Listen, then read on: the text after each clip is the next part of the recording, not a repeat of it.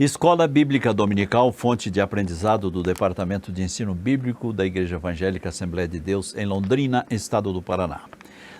Que a graça e a paz de nosso Senhor Jesus Cristo esteja sobre a sua vida, sobre a vida dos seus alunos, da sua família, de todos os que lhe são caros.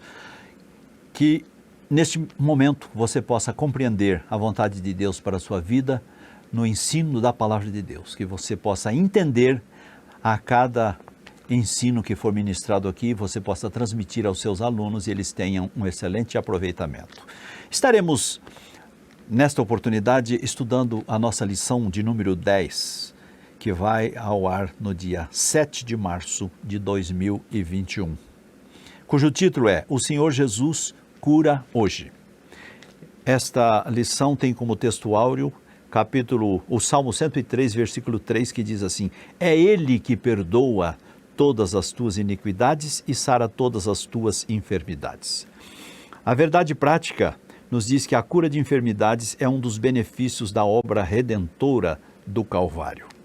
A leitura bíblica em classe está no livro do profeta Isaías, capítulo 53, versículos 4 ao 6, e depois Mateus, capítulo 8, versículos 16 e 17.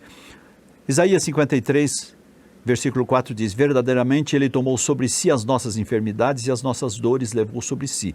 E nós o reputamos por aflito, ferido de Deus e oprimido. Mas ele foi ferido pelas nossas transgressões e moído pelas nossas iniquidades. O castigo que nos traz a paz estava sobre ele, e pelas suas pisaduras nós fomos sarados. Todos nós andamos desgarrados como ovelhas, cada um se desviava pelo seu caminho, mas o Senhor fez cair sobre ele a iniquidade de todos nós. Mateus capítulo 8, versículo 16. E chegada a tarde, trouxeram-lhe muitos endemoniados, e ele, com a sua palavra, expulsou deles os espíritos e curou todos os que estavam enfermos, para que se cumprisse o que fora dito pelo profeta Isaías, que diz: Ele tomou sobre si as nossas enfermidades e levou as nossas doenças. Bom, esta lição tem como objetivo geral esclarecer que a cura divina acontece ainda hoje. É algo para os dias atuais, não é para simplesmente nos dias da igreja primitiva, é para os dias atuais. E nós temos também em nossa lição 3 objetivos específicos. O primeiro dele, conceituar a cura divina na Bíblia. O segundo deles, pontuar a cura divina como parte da salvação. E o terceiro, refletir sobre a cura divina e os desafios atuais. Nós temos alguns desafios atuais que precisam ser vencidos e nós vamos falar sobre estes desafios. Vamos então para a nossa introdução. A cura divina é uma doutrina pregada pelos pentecostais que transmite a segurança da plenitude do Evangelho. Esta ênfase destaca o ser humano de forma diferenciada de todos os demais seres criados por Deus, sendo ele visto como um ser integral, portanto, tricotômico, composto de espírito, alma e corpo. Então, o ser humano é um ser tricotômico, composto de corpo, alma e espírito. E nós temos um dos nossos hinos que fala sobre isso, espírito e alma e corpo, um dos hinos da nossa harpa. E Paulo, escrevendo aos Tessalonicenses, também ele faz esta citação do homem como ser integral composto de espírito, alma e corpo. Ele diz: e todo o vosso espírito, alma e corpo sejam conservados plenamente irrepreensíveis para a vinda de nosso Senhor Jesus Cristo. Então, meus queridos, Deus nos vê como um ser integral, portanto, tricotômico, que necessita do alívio das enfermidades físicas, das enfermidades emocionais e das enfermidades espirituais. Deus nunca viu o homem como alguém que necessita somente de salvação. Não, mas ele o vê como um ser completo, carente de cura das feridas da alma, das feridas do espírito e das feridas do corpo, as suas enfermidades físicas. Esta doutrina deve, como nunca, a exemplo da igreja antiga, da igreja primitiva, que ao semear a boa semente, ela esperava que os sinais lhe acompanhassem, confirmando a presença de Deus através dos sinais, prodígios e maravilhas. Dentre estes está a cura divina. Assim como Jesus curou no passado, Ele continua a curar no presente. O salmista assim se declarou: é Ele que cura as nossas enfermidades. Salmo 103. Ele sentia-se compelido a curar pessoa por causa da sua doce compaixão. Aqui está falando de Jesus, que sentia a necessidade de curar as feridas da alma, do corpo e do espírito das pessoas por causa da sua compaixão, por causa do seu grande e infinito amor que ele sentia. E ele nos ensina, deixando-nos uma recomendação em Marcos capítulo 16, versículo 18, parte B do versículo, ele diz: imporão as mãos sobre os enfermos e os curarão. Então, a cura divina é algo para hoje. Jesus deixou para os discípulos e nós também, como seus seguidores, nós também estamos com esta responsabilidade de ministrar cura aos enfermos. Assim como Jesus fez no passado, Ele deseja atualmente curar e libertar os enfermos e os oprimidos. Ele demonstrou misericórdia, demonstrou compaixão ao tomar sobre si as nossas enfermidades e as nossas dores. Isaías 53, versículo 4. O caráter e a compaixão de Jesus permanecem imutáveis na atualidade. Deus é fiel para curar as nossas doenças, quer sejam físicas, emocionais ou espirituais. Vamos então para a nossa parte 1, primeira parte, cura divina na Bíblia. Podemos perceber que a cura divina na Bíblia tem a ver com a saúde pública no Antigo Testamento, que tratava sobre a prevenção de doenças como uma orientação bíblica e as curas de Jesus no Novo Testamento. Então, o nosso primeiro subponto vai falar sobre a saúde pública no Antigo Testamento. Ao lermos a palavra de Deus, encontramos conselhos explicitados pelo próprio Deus, através de Moisés. E isto fazia com que a vida dos israelitas fosse concentrada em Deus. Deuteronômio capítulo 6, versículo 4 ao 9. Isto nos faz entender que em Israel a saúde era uma promessa de Deus. Todavia, o povo tinha que fazer a sua parte. E assim acontece conosco também. Deus quer que nós tenhamos saúde, mas a nossa parte nós temos que fazer. Por exemplo, eu sou hipertenso.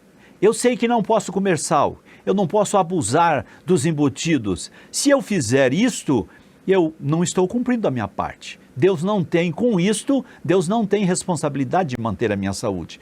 Deus quer a cura para mim, Deus quer qualidade de vida para mim, mas para isso eu tenho que valorizar esta qualidade e tenho que fazer a minha parte. Aquele que é diabético, sabe que é diabético, não pode comer açúcar, não pode comer doce. Se vai e come açúcar, e come massa, come doce, tudo aquilo que não pode, ele está tentando ao Senhor Deus. E a Bíblia diz: não tentarás o Senhor teu Deus. Deus garantiu a saúde dos filhos de Israel desde que eles cumprissem os termos do pacto do sinal, explicitados em Êxodo capítulo 15, versículo 26, que diz: se ouvires atento a voz do Senhor teu Deus, e fizerdes o que é reto diante de seus olhos, e inclinares os teus ouvidos aos seus mandamentos, e guardares todos os seus estatutos, nenhuma das enfermidades porei sobre ti, que pus sobre o Egito, porque eu sou o Senhor que te sara. Então Deus dá a recomendação a eles: olha, anda nos meus estatutos, obedece a minha palavra, obedece o que Moisés está ensinando para vocês, e eu vou fazer a minha parte. Eu não vou deixar que vocês tenham as mesmas enfermidades que eu coloquei sobre o povo do Egito. Mas Israel tinha que fazer a sua parte, e assim é comigo e com você. Se você tem um problema, uma deficiência física, se você tem uma deficiência salutar, se a sua saúde não está bem, você precisa se cuidar. Se você está com um pouquinho além do seu peso, você tem que emagrecer. Se você está abaixo do teu peso, você tem que se alimentar, procurar um nutricionista para que você adquira o peso ideal. Então a gente, sem exagero, nós não podemos exagerar em nada. Fazendo assim, nós estaremos obedecendo a palavra de Deus, obedecendo os seus estatutos, e Deus cuidará de nós. Isso nos faz entender que em Israel a saúde era uma promessa de Deus. Todavia, o povo tinha que fazer a sua parte. Deus garantiu a saúde dos filhos de Israel, desde que eles cumprissem os termos do pacto do Sinai. Então, recomendações o Senhor fez e eles tinham que cumprir. Então nós com isso percebemos que a cura de enfermidades em Israel era essencialmente milagrosa, principalmente acerca das doenças graves. Diferentemente dos vizinhos, cujos remédios estavam nas mãos dos médicos, a cura dos israelitas estava escondida em Deus. Os vizinhos, os egípcios, eles tinham os médicos para cuidar da saúde deles. Se eram médicos bons ou ruins, eram os médicos que eles tinham. Agora, o povo de Deus tinha a sua saúde escondida nas mãos de Deus. Então, diferente dos vizinhos, cujos remédios, cuja medicação estavam nas mãos dos médicos, a cura dos hebreus estava escondida em Deus. Observe a declaração deles. Quando Jeremias escreve isso no capítulo 17, versículo 14, eles dizendo: sara-me, Senhor, e sararei, salva-me e serei salvo, porque tu és o meu louvor. Então, meus queridos irmãos, que Deus possa te abençoar, que você possa obedecer à palavra de Deus, que você possa se cuidar, viu? Você que é casado, tem filhos pequenos, você tem que dar bons exemplos, uma alimentação saudável, uma alimentação com qualidade. Você que é jovem, que vive a comer lanche, só comendo cachorro quente, comendo hambúrguer, cheeseburger, isso aí lá no futuro vai fazer diferença na sua qualidade de vida. Então se cuide ainda hoje. Pense na prevenção da sua saúde no amanhã. Agora, nós vamos falar sobre a prevenção de doenças. A prevenção de doenças. E é bíblica a prevenção de doenças. Quando a lei de Moisés instrui o povo sobre o padrão de higiene, isso está em Levítico capítulo 15, e os preceitos dietéticos, que fala da qualidade de alimentação, qualidade de vida, isso está no capítulo 17 de Levítico. Embora parte da purificação fosse cerimonial, o objetivo principal era a saúde da população. Isto mostra o interesse divino na saúde pública individual. Jeremias 8:22.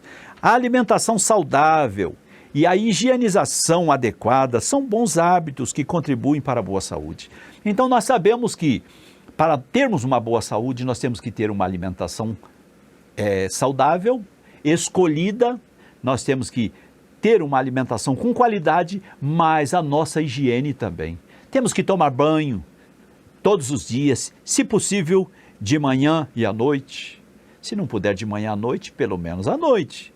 Você que é casado, para dormir, você precisa tomar o seu banho, precisa escovar os seus dentes, porque se não tomar o banho, você vai adquirir um odor que a sua esposa não vai gostar de você. E você, irmã, da mesma forma, se você não tomar o banho, o seu corpo vai adquirir um odor que o seu esposo não vai gostar. Se você não escovar os seus dentes, você vai ter um hálito desagradável que o seu cônjuge não vai gostar. E além disso, os seus dentes estarão apodrecidos. Amanhã ou depois você vai ter que extrair esses dentes, colocar uma dentadura, que é muito incômodo. Então procure levar uma vida bem preparada, com uma boa alimentação, com uma boa higienização, tomando cuidado com aquilo que você come, com aquilo, inclusive saúde espiritual, com aquilo que você vê, com aquilo que você ouve, com aquilo que você assiste. Temos que tomar cuidado com tudo isso. Isso mostra o interesse divino na saúde pública e individual. Esta alimentação saudável e esta higienização são bons hábitos que contribuem para a boa saúde. Se quiser ter boa saúde, tem que ter bom hábito alimentar, bom hábito de higiene. Tudo isso faz parte. A religião, nesse caso, se constitui num veículo eficaz para a conscientização coletiva. Ora, se todas as igrejas, se todos os pastores orientassem os seus membros sobre uma boa qualidade de alimentação, sobre uma boa qualidade de higienização, nós teríamos que ter programas desta natureza em nossa igreja, como estamos fazendo aqui agora na escola dominical. Se todos fizessem dessa forma, não haveria gente doente, não haveria gente obesa, não haveria gente desnutrida. Então, meus queridos, vamos caprichar, vamos tomar cuidado para que tenhamos qualidade de vida. Se Jesus não vier logo, que nós tenhamos uma velhice com boa qualidade de vida. O Novo Testamento mostra que a finalidade era uma questão de saúde pública e não a purificação espiritual para a salvação ou santificação. 1 Timóteo capítulo 4, versículos 3 ao 5. Vamos ao terceiro subponto, o Novo Testamento, as curas de Jesus. O Senhor Jesus veio ao mundo para salvar os pecadores e resgatá-los da vida miserável de delitos que os levaria para o inferno. Observe o que nos ensina o apóstolo São Paulo em 1 Timóteo capítulo 1, versículo 15. Ele diz: esta é uma palavra fiel e digna de toda aceitação, que Cristo Jesus veio ao mundo para salvar os pecadores, dos quais eu sou o principal. Todavia, por causa da miséria humana, operou muitos milagres, prodígios e maravilhas. Jesus fez isto porque ele amava, e por causa desta miséria humana ele tinha compaixão. Ele se compadecia dos enfermos, dos oprimidos e todos aqueles de espírito abatido, porque andavam desgarrados como ovelhas que não têm pastor. Mateus 9,36. A compaixão era a principal motivação de Jesus para ministrar ao povo. E isto não mudou com o tempo, pois a promessa de cura divina continua valendo. Eu e você, como obreiros, como crentes em Cristo Jesus, nós temos que nos ater a isto, ter compaixão das pessoas e dar a eles a orientação necessária para um viver diário. Observemos a promessa do Senhor Jesus. Ele diz em Marcos capítulo 16, versículos 17 ao 20, ele diz: e esses sinais seguirão os que crerem. Em meu nome expulsarão demônios, falarão novas línguas, pegarão nas serpentes, e se beberem alguma coisa mortífera não lhes fará dano algum. Imporão as mãos sobre os enfermos e os curarão. Ora, o Senhor, depois de ter-lhes falado isto, foi recebido no céu e assentou-se à direita de Deus, e eles, tendo partido, pregaram por todas as partes, cooperando com eles o Senhor e confirmando a palavra com sinais que se seguiram. Então, meus queridos, esta é a promessa do Senhor, estar conosco em todo o tempo, mas nós temos que fazer a nossa parte. Vamos então agora para a segunda parte, a cura divina como parte da salvação. Nós falamos aí sobre o primeiro subponto e agora vamos falar sobre a primeira parte, agora vamos falar sobre a segunda parte. O profeta Isaías, no seu capítulo 53, ele anuncia com detalhes minuciosos a obra redentora de Cristo no Calvário. Encontramos alguns detalhes dessa palavra profética no Novo Testamento que mostram com clareza que salvação e cura divina caminham juntos. Primeiro, vamos falar então no primeiro subponto sobre a salvação. No Antigo Testamento, este termo, salvação, não era aplicado somente no sentido espiritual, mas era visto como outros recursos de livramento de Deus para o seu povo. Exemplo, é um termo que se aplica a diversas ações de Deus em favor do seu povo Israel, como o livramento da escravidão, da fome, da espada, das enfermidades, das dores.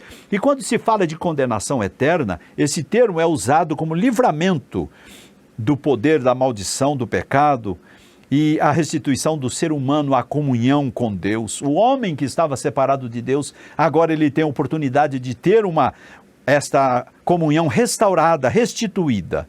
Veja o que Paulo escreve aos Coríntios a esse respeito. Isto é, Deus estava em Cristo reconciliando consigo o mundo, não lhes imputando os seus pecados, e pôs em nós a palavra da reconciliação. Segundo aos Coríntios, capítulo 5, versículo 19.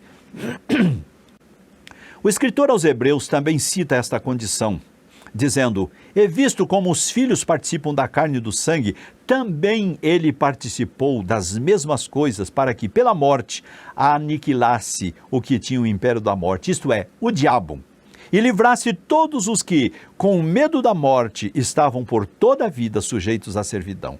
Hebreus capítulo 2, versículos 14 e 15. Esta era a condição do povo de Israel por rejeitar o príncipe da vida. Assim, Deus propôs salvação a todas as pessoas, porque a graça de Deus se ha manifestado, trazendo salvação a todos os homens, nos escreve a palavra de Deus na carta de Paulo a Tito, dizendo: a graça de Deus se ha manifestado, trazendo salvação a todos os homens, não é alguns homens, mas a todos os homens. Mas tem uma coisa, as condições para isso são a fé em Cristo Jesus e o arrependimento do pecado. Então, a pessoa tem direito à salvação, desde que tenha fé em Cristo Jesus, que reconheça-o como Senhor da sua vida, como seu Salvador e Senhor, e arrependa-se dos seus pecados. Veja bem o que Pedro escreve no capítulo 3, versículo 15 de Atos dos Apóstolos, no seu discurso, ele disse: matastes o príncipe da vida, ao qual Deus ressuscitou dos mortos, do que nós somos testemunhas. Então, sabemos que, por sua grande e infinita misericórdia, Deus não quer que ninguém se perca. Sua vontade é a salvação de todos os seres humanos. Atos 17:30 diz: mas Deus, não tendo em conta os tempos da ignorância, anuncia agora a todos os homens, em todo lugar, que se arrependam. Mas, para isto, cada pessoa precisa se arrepender dos seus próprios pecados e se converter ao Senhor. Porque isto é bom e agradável diante de Deus, nosso Salvador. Este que quer que todos os homens se salvem e venham ao conhecimento da verdade. 1 Timóteo, capítulo 2, versículos 3 e 4. Pois a nação de Israel rejeitou a Cristo e o crucificou de forma coletiva, mas o arrependimento e a salvação é individual. E a Bíblia diz, o profeta Ezequiel escreve que a alma que pecar, esta morrerá. O pai não levará pecado do filho, nem o filho levará pecado do pai. Se isto acontece desta forma, a nação de Israel, de forma coletiva, rejeitou, humilhou, crucificou o Filho de Deus. Agora, cada um deles tem que pedir perdão pelos seus próprios pecados. Por isso que João escreve dizendo: veio para o que era seu, mas os seus não o receberam. Mas a todos quantos o receberam, deu-lhes o direito de ser feito filho de Deus, a saber, os que creem no seu nome. Vamos ao segundo subponto, a cura divina. No meio neopentecostal, e digo isto sem generalizar, mas há muitas igrejas que fazem da cura divina um mercantilismo gospel, para atrair incautos na fé e necessitados de cura física, sem se preocupar minimamente com os cuidados pastorais que devem ser oferecidos para a manutenção do fiel na sua denominação, alimentando-se dos ensinos da palavra de Deus no dia a dia, para que ele possa permanecer na presença de Deus. Já a declaração de fé das Assembleias de Deus no Brasil define a cura divina como um ato da soberania, graça e misericórdia divina que, através do poder do Espírito Santo, restaura física e emocionalmente aqueles que demonstram fé em Cristo Jesus. Veja o que está escrito em Mateus capítulo 14, versículo 14. E Jesus, saindo, viu uma grande multidão, e possuído de íntima compaixão para com ela, curou os seus enfermos. Então Mateus escreve isso aqui, este relato, que Jesus curava os enfermos. Mateus capítulo 14, versículo 14. É naturalmente tendência nossa procurar logo os recursos médicos em caso de doença. E isso não é errado. Quando a gente sente uma dor de cabeça, a gente vai procurar aí tomar uma dipirona, qualquer analgésico, né? Mas quando é alguma coisa que a gente não consegue descobrir o que é, a gente vai procurar o médico.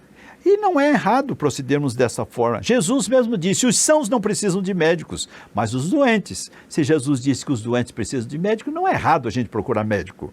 Lucas, por exemplo, era um médico, e Paulo testifica a respeito dele em Colossenses capítulo 4, versículo 14, tratando-o, Lucas, o médico amado. Mas devemos reconhecer que os milagres muitas vezes também acontecem através dos recursos científicos da medicina. Não podemos desprezar isso. Temos que orar pelos médicos para que Deus dê ciência a eles, dê sabedoria a eles, para que eles acertem nos diagnósticos, na receita dos medicamentos. Que Deus abençoe os hospitais, que Deus abençoe as farmácias, os laboratórios, para que tudo seja feito para a restauração da saúde física da humanidade.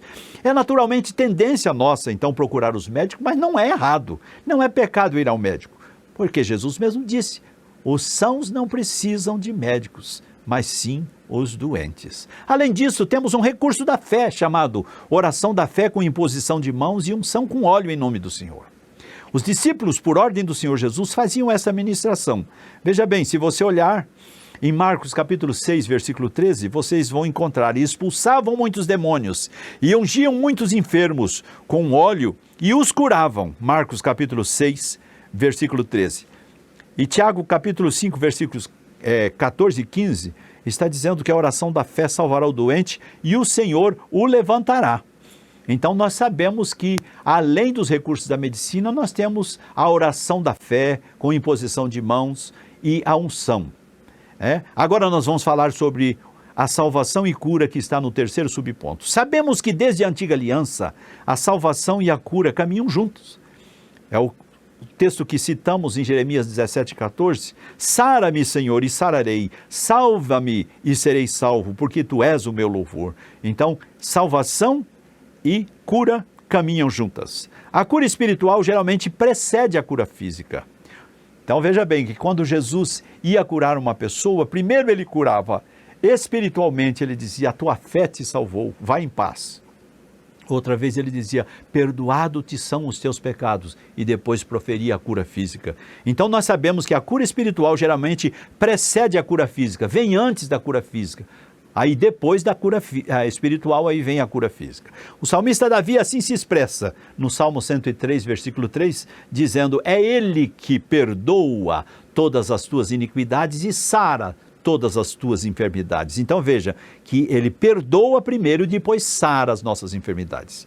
Observemos que a cura do paralítico de Cafarnaum, lá citada em Mateus 9, versículo 1 ao 8, e observemos essas passagens paralelas nos evangelhos sinóticos, que elas revelam essa verdade. A obra de Jesus é completa. A expiação do Calvário resulta na nossa redenção e alcança também a cura do corpo físico. Isaías 53, versículo 4. Com isto, podemos compreender que a vontade de Deus é curar tanto a alma quanto o corpo. Tiago capítulo 5, versículo 15. Agora nós vamos ao quarto subponto, Isaías 53, versículos 3 a 4. Nos subtópicos 1 e 2, nós estudamos a respeito da salvação e cura divina de modo distintos, separados. No subtópico número 3, estudamos salvação e cura de modo conjunto. Veja bem que no 1 e 2 falamos de forma distinta, separadamente. E agora, neste tópico 3 e 4, nós estaremos estudando a salvação e cura. Aliás, no subtópico 3, estudamos a salvação e cura de modo conjunto. Agora, neste tópico 4, nós veremos a interpretação do Novo Testamento sobre o texto de Isaías 53, 3 e 4, como a provisão de Deus em Cristo para a cura física e espiritual. O evangelista Mateus aplica a expressão de Isaías 53 e 4 ao ministério de cura do Senhor Jesus. Mateus está citado lá no capítulo 8, versículo 17 de Mateus. Ele diz assim: Ele tomou sobre si as nossas enfermidades e as nossas dores levou sobre si.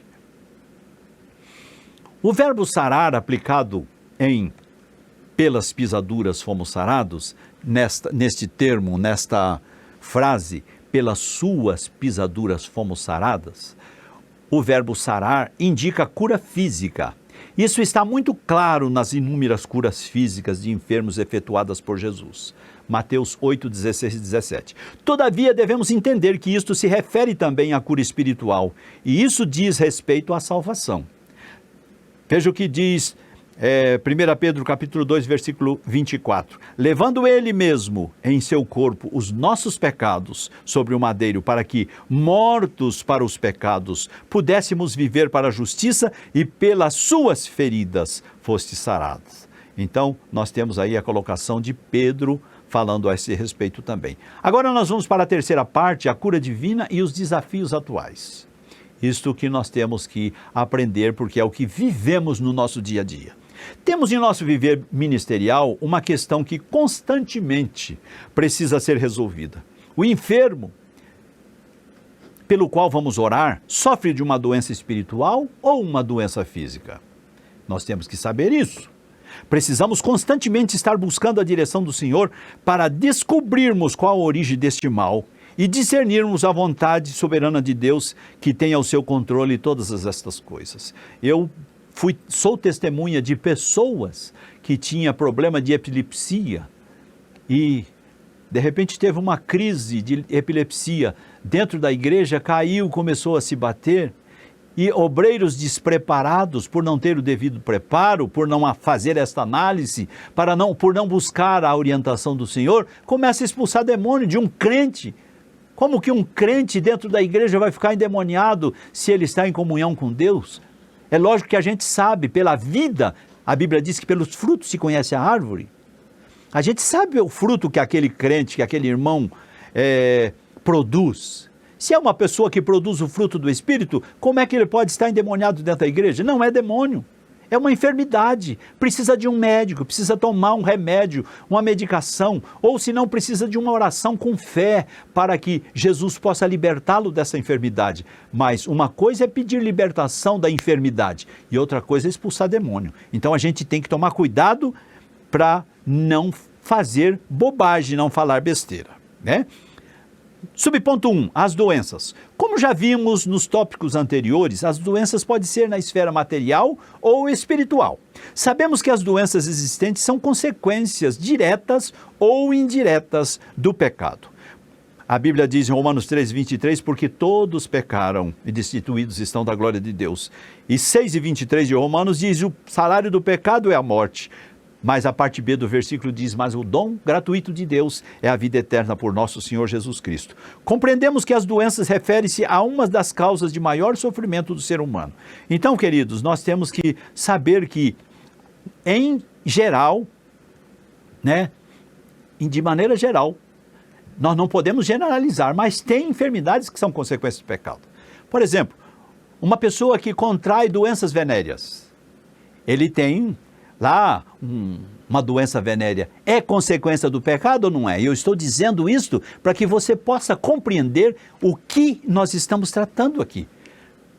Nós não estamos falando aqui de doença genética, porque tem gente que está falando da genética espiritual. Não, não estamos tratando disso. Estamos falando com doenças com origem do pecado. A pessoa pegou uma blenorragia, a pessoa pegou uma doença venérea, ele só pode ter pego isto na prostituição. Isto é fruto do pecado. Agora, não podemos generalizar e dizer que todas as doenças são frutos do pecado. Devemos entender que nem todas as pessoas enfermas estão em pecado. Sabemos que há enfermidades que são consequências diretas do pecado. Observe com atenção o que disse Jesus, e Jesus se referiu a isso. Em João capítulo 5, versículo 14, depois de haver curado uma pessoa, olha aqui o que diz o texto, depois Jesus encontrou-o no templo e disse-lhe, eis que já está são, não peques mais para que não te suceda coisa pior. Então, se Jesus disse isso, é porque aquela enfermidade que ele tinha era consequência do pecado. Meus queridos irmãos, entendamos, não se pode generalizar, visto que cada caso tem suas peculiaridades. Então, cada caso tem suas peculiaridades. As enfermidades entre os crentes é o subponto 2. Às vezes passamos por desafios além da nossa incompreensão com respeito a enfermidades. Grandes homens de Deus tiveram que conviver com uma doença por quase toda a vida. Paulo, por exemplo, tinha um espinho na carne. Ele fala isso lá no capítulo 2 de Coríntios, aliás, na segunda carta de Coríntios, capítulo 7, versículos 2 ao 10. Ele fala nesse espinho na carne. Até agora, os biblicistas ainda não descobriram com exatidão a que se refere esse espinho na carne. Mas podemos perceber que era uma enfermidade, era uma doença que ele tinha. Timóteo, por exemplo, tinha uma enfermidade no estômago, que ele teve que viver com ela até os seus últimos dias. 1 Timóteo 5:23. Certa feita, em uma de suas viagens, Paulo teve que deixar Trófimo em Mileto, porque ele estava doente. Trófimo era um companheiro de Paulo, e em uma de suas viagens, ele teve que deixá-lo hospedado em Mileto, porque ele estava enfermo, 2 Timóteo capítulo 4, versículo 20. Então, queridos, às vezes nós temos que conviver com um tipo de enfermidade. Às vezes nós temos uma enfermidade que a gente pede oração, a gente ora e Jesus não cura. E a gente ora, mesmo estando enfermo, ora por uma pessoa enferma, a pessoa enferma é curada e nós ficamos enfermos. Por que isso? Só Deus sabe. Vamos deixar para a gente perguntar para Jesus lá na eternidade. Se a gente se lembrar disso, porque lá nós não nos lembraremos de coisa ruim. Nós só lembraremos de adorar o nome do Senhor. Terceiro subponto, não confundir doença com possessão maligna. É o que dissemos agora há pouco. Doença é uma coisa e possessão maligna é outra. Ao lermos os textos sagrados, podemos perceber que Jesus, em seu ministério terreno, ele curou muitos enfermos de muitos tipos de moléstias e enfermidades. Mas, graciosamente, ele conferiu este mesmo poder de cura aos seus discípulos para que em seu nome eles realizassem os mesmos milagres. E ele ainda diz, em meu nome vocês farão estes milagres e ainda maiores do que estes. Além desses milagres de cura física, eles deveriam também libertar os oprimidos do diabo. Mateus 10:8, Marcos 16:15-20. Portanto, é nosso dever usar essa autoridade do nome de Jesus para diminuir o sofrimento humano. Jesus tem saúde para dar a todos os enfermos, mas nem sempre compreendemos o plano de Deus para determinada pessoa. Duas coisas básicas nós devemos observar com respeito a isto. Primeiro, se a enfermidade é opressão maligna ou uma questão médica, para não correr o caso de expulsar demônio onde não há demônio, é o que dissemos agora há pouco. Isso fere a sensibilidade e machuca tanto a pessoa como os seus familiares, machuca as pessoas. Para tristeza nossa, isso não é incomum em nosso meio. Como eu disse, eu já vi isto. E se eu perguntasse a você, você poderia até mesmo você dizer, se lembrar de algum fato semelhante. Em segundo lugar, devemos entender que Jesus é Senhor e não servo. Nós temos que parar com esse negócio de determinar isso, determinar aquilo. Jesus não tem obrigação nenhuma de fazer aquilo que nós pedimos, aquilo que nós determinamos. Nós devemos sim pedir com humildade, pedir com sabedoria, com humildade ao Senhor, de acordo com a vontade de Deus. Aí o Senhor vai fazer de acordo com a sua vontade. Então entender que Jesus é Senhor e não servo. Ele cura como quer, onde quer, a quem quer, quando quer, mas tudo de acordo com a sua vontade. Marcos capítulo 6, versículo 10. Vamos agora caminhando para a conclusão. Há necessidade de entendermos, queridos irmãos, que a cura divina é uma realidade atual. Além disso, devemos entender a soberania do Senhor quanto ao tempo e à forma desta realidade. Reiterando, Ele, que é o Criador de tudo e Senhor do tempo, Ele cura quando, como e onde quer. E isto nem sempre ocorre da mesma maneira como pensamos. Nós vemos aí o caso de 2 Reis, capítulo 5, versículo 10 ao 14, o caso de Naamã, que ele foi enviado, para receber a cura. Então, vamos ler o texto de 2 Reis 5, 10 ao 14, diz assim: Então Eliseu lhe mandou um mensageiro dizendo: Vai e lava-te 7 vezes no Jordão, e a tua carne te tornará e ficarás purificado. Porém Naamã muito se indignou e se foi dizendo: Eis que eu dizia comigo, certamente ele sairá, por-se-á em pé e invocará o nome do Senhor seu Deus, e passará sua mão sobre o lugar e restaurará o leproso. Não são porventura Abana e Farpar, rios de Damasco melhores do que todas as águas de Israel? Não me poderia eu lavar neles e ficar purificado? Então, Naamã, que foi enviado pelo seu rei para receber a cura, da lepra que ele sofria, ele achou que ia chegar lá, o profeta Eliseu ia se apresentar diante dele e fazer um bocado de homenagem para ele e fazer lá um cerimonial e passar a mão sobre a enfermidade dele e ele ficar curado. Não, o profeta Eliseu mandou o seu servo, falou: vai lá e fala para ele entrar no rio Jordão e mergulhar 7 vezes e ele vai ficar limpo. E ele falou: não poderia eu mergulhar lá na minha terra mesmo, lá em Abana e em Farpar? Tem rios melhores do que todo Israel? Por que eu teria que vir aqui só para dar 7 mergulhos no rio?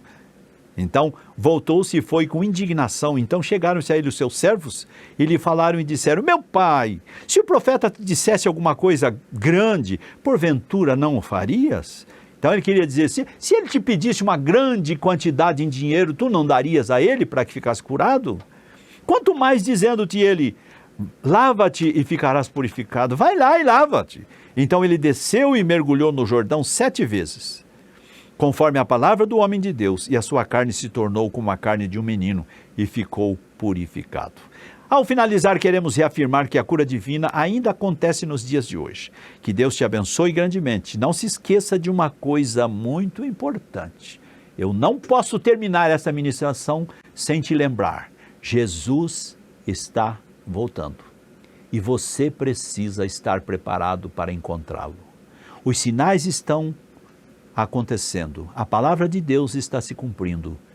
Todos os dias nós vemos pelos noticiários coisas horripilantes que têm acontecido, que tudo isto apontam para a volta de Jesus. Para aqueles que não têm o Senhor, eles estão em desespero. Pandemia, doenças incuráveis, tanta coisa, problemas na economia, na política. Mas para aqueles que servem ao Senhor, está tudo bem.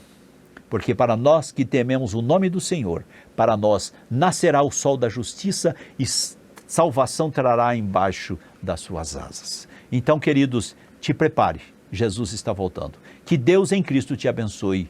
Um forte abraço e até a próxima aula.